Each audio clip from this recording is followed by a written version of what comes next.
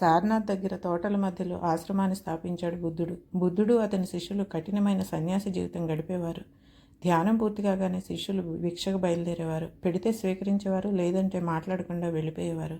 అదే గ్రామంలో ఒక వడ్డీ వ్యాపారి తన ఇంటి ముందు ఒక సన్యాసి భిక్షకు రావటం చూసి నానా తిట్లు దుర్భాషలాడాడు. అంతేకాక ఆ శిష్యుడు గురువైన బుద్ధుడిని కూడా మూర్ఖుడు, సోమరిపోతు అంటూ నానా మాటలు అన్నాడు.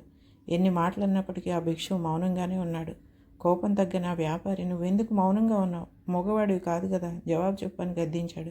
సన్యాసి నవ్వుతూ తన జోలు నుంచి ఒక పండును తీసి వ్యాపారికి చూపిస్తూ, "మిత్రమా, ఇప్పుడు నేను ఈ పండును నీకు ఇచ్చాననుకో, నువ్వు తీసుకోకపోతే అది ఎక్కడికి పోతుంది?" అన్నాడు. "ఎక్కడికి పోతుంది? ఏమిటా ప్రశ్న? నీ దగ్గరే ఉంటుంది" అన్నాడు వ్యాపారి. "సరే మిత్రమా, అలాగే నువ్వు ఇంతవరకు మాట్లాడిన విషయాలు నేను తీసుకోలేదు. అవి ఎక్కడున్నాయో నీకు తెలుసు కదా" అన్నాడు సన్యాసి. వెంటనే వ్యాపారికి తన ఆడిన దుర్భాషలన్నీ తన దగ్గరే ఉన్నట్లు తెలుసుకుని వచ్చింది ఆ బుద్ధుడేనని గ్రహించి పశ్చాత్తాపంతో నమస్కరించాడు.